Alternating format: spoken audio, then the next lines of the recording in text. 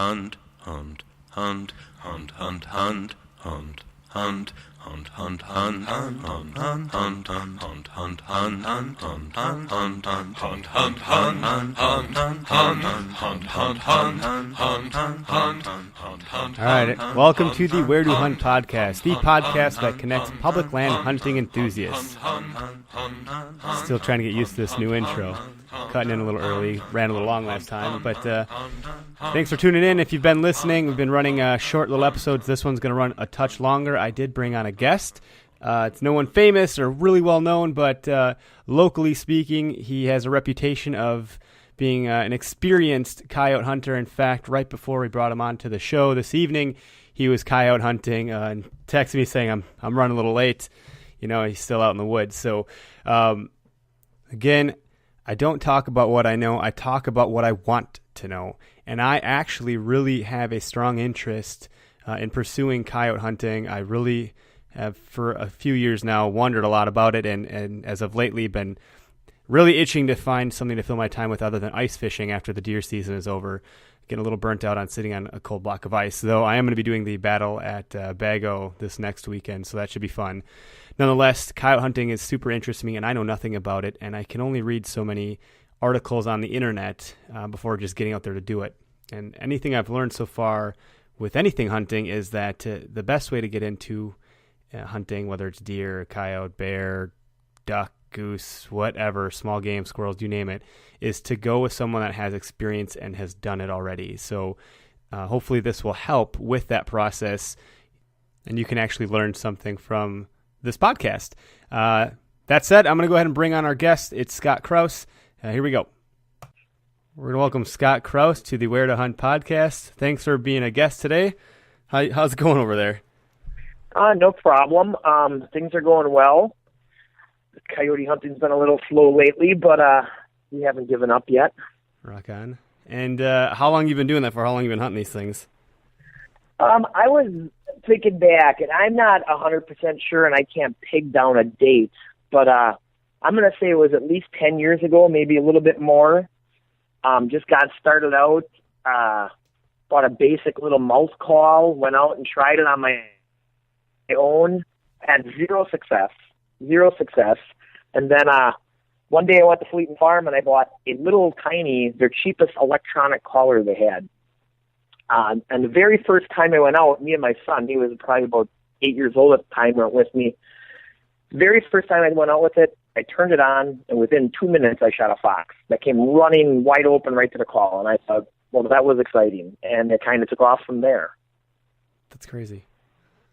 So that one little thing, that cheap little call, made seemingly a big difference. It sure did to me. Now I've went a lot since then, and it takes a long time.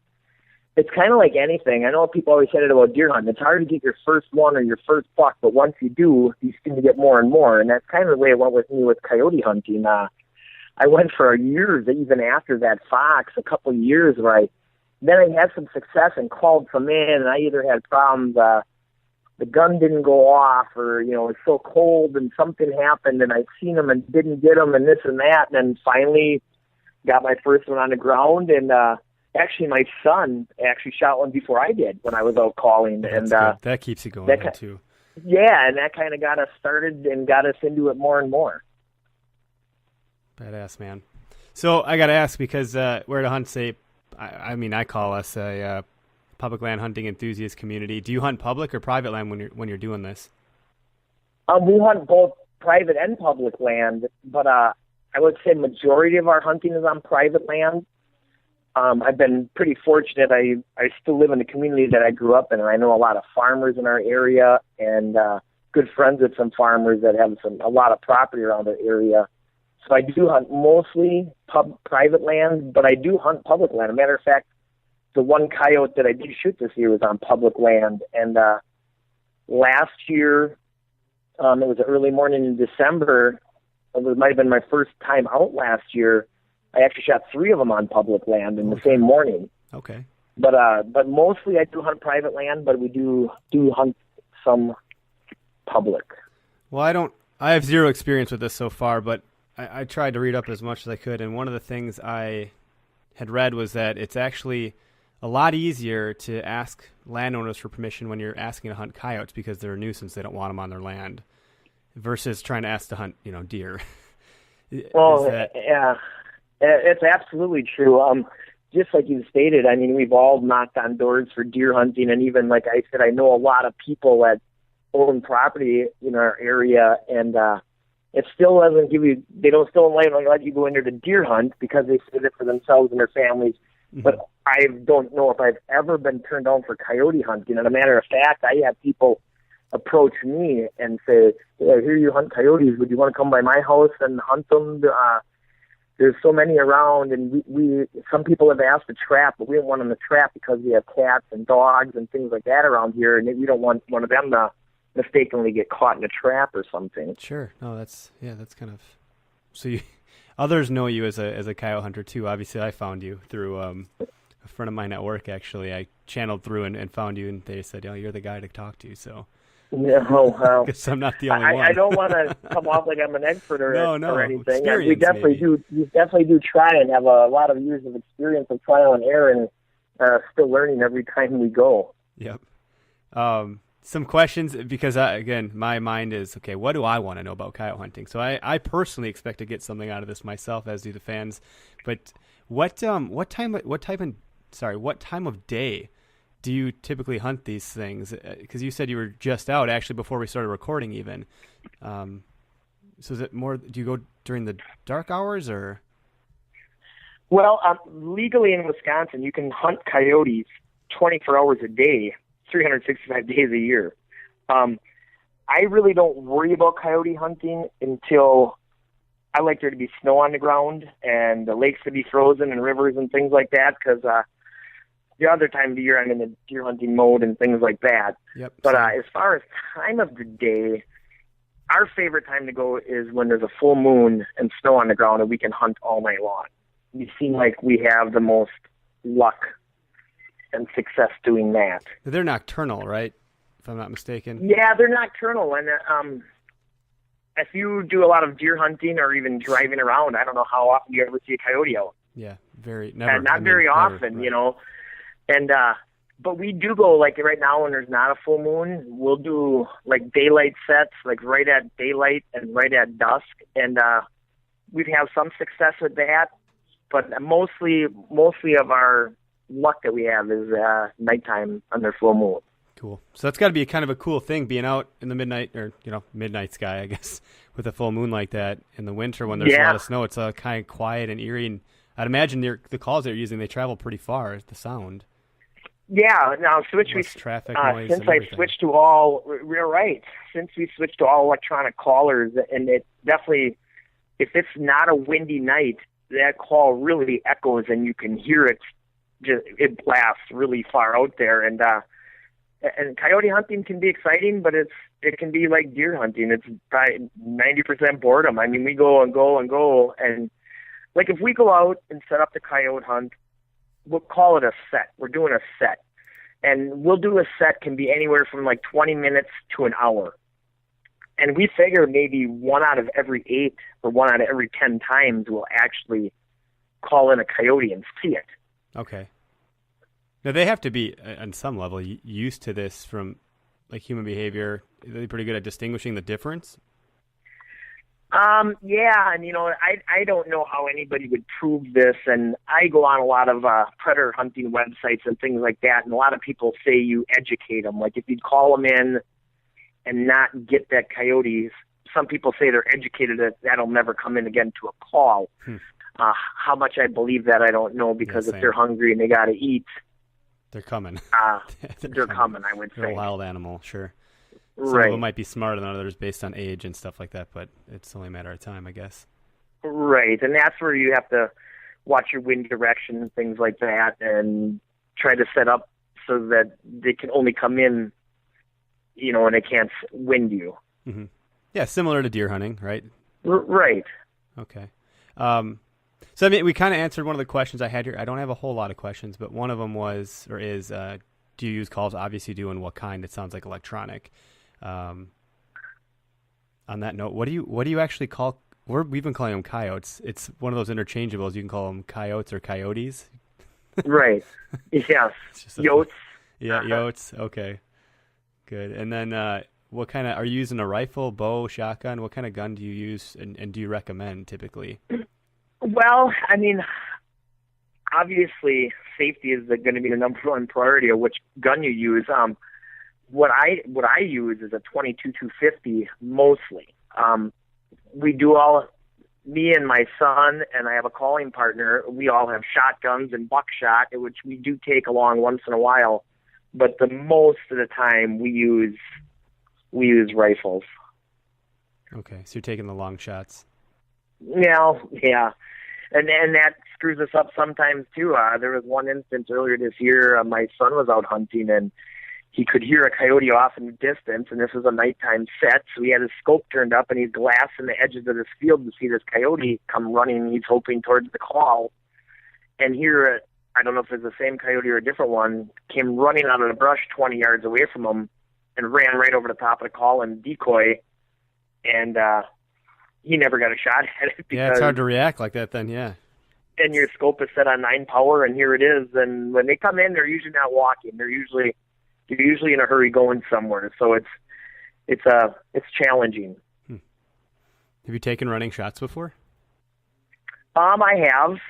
But usually, and that's another thing we've learned from watching videos and YouTube and things, kind of like if you are deer hunting, you can grunt at a deer to get him to stop. Okay. A lot of times, if a coyote is on the move, you kind of bark at him or almost howl. Mm-hmm. And a lot of times, if you're ready, they'll stop for that split second and look. And that's usually when you try to get your shot.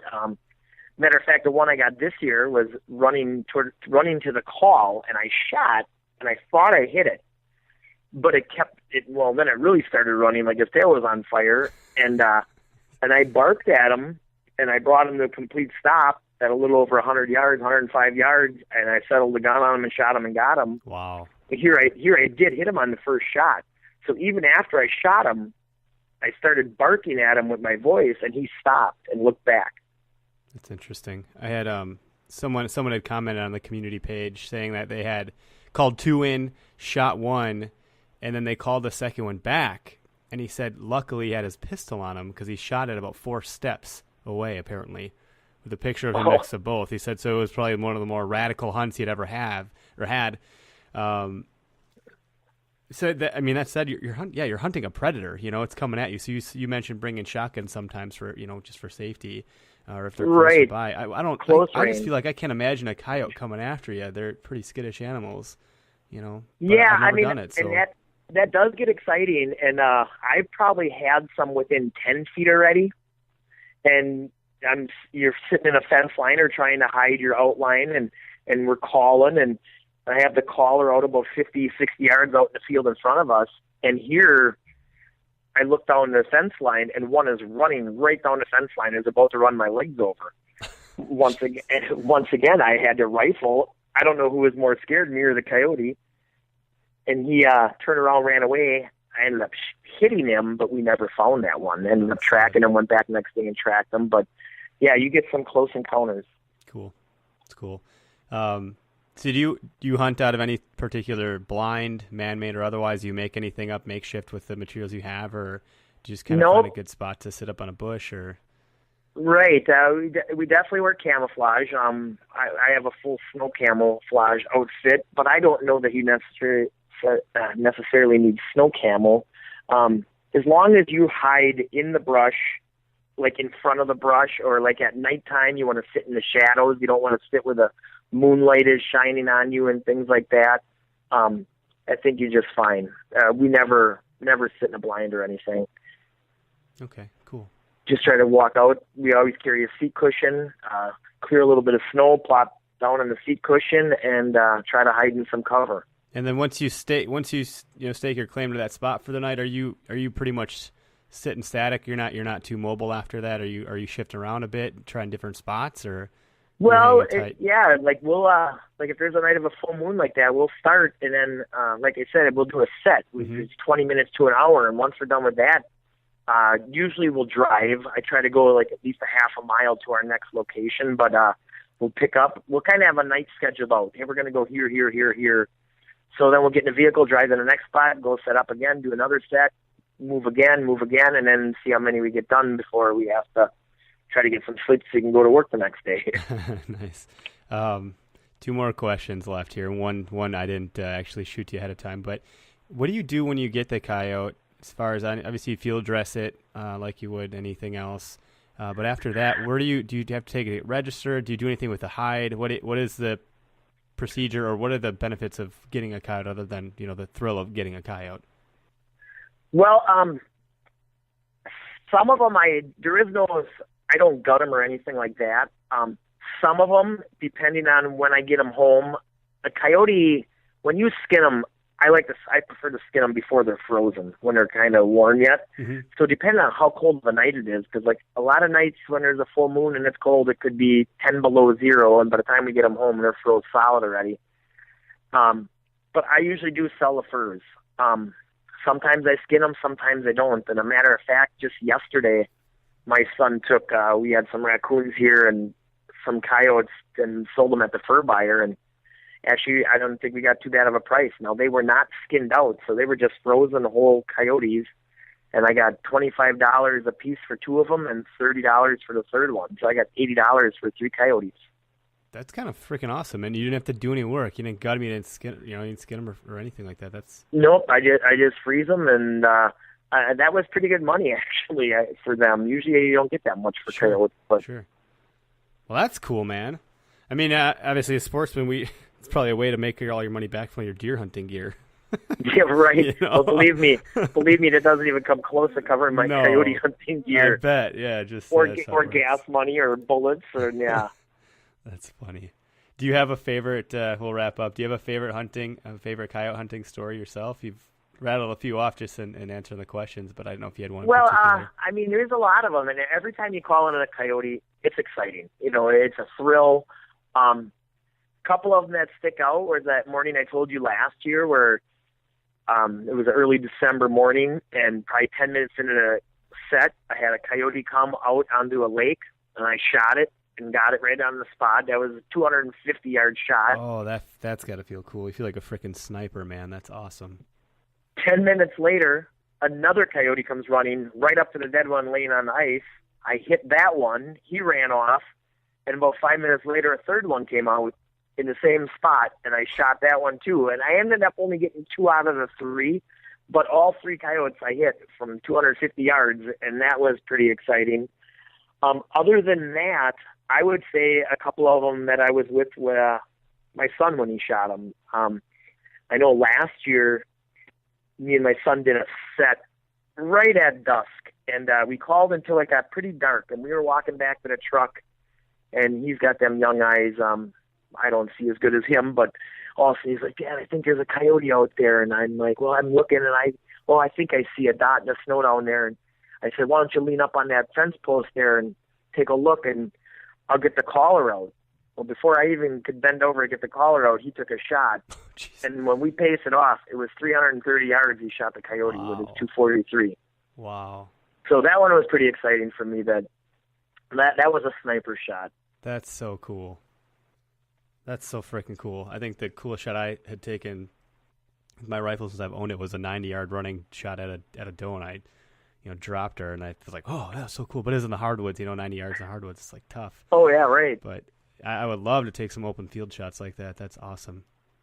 Well, and like I said earlier, that's one of the main things when you're using a rifle and hunting at night. We pre-scout all the places where we're going to go, and we know where it's safe to shoot, where it's not to shoot. And then we do go into some areas that are populated, mm-hmm. and then we will not take our rifles. Sure. We'll only take our shotguns into certain areas. So that's the thing I'm going to say about a rifle. You have to, and especially at night, you have to really know where you are, where you're shooting. Yep. Know your target and beyond. Yes. That's the name of the game. Cool.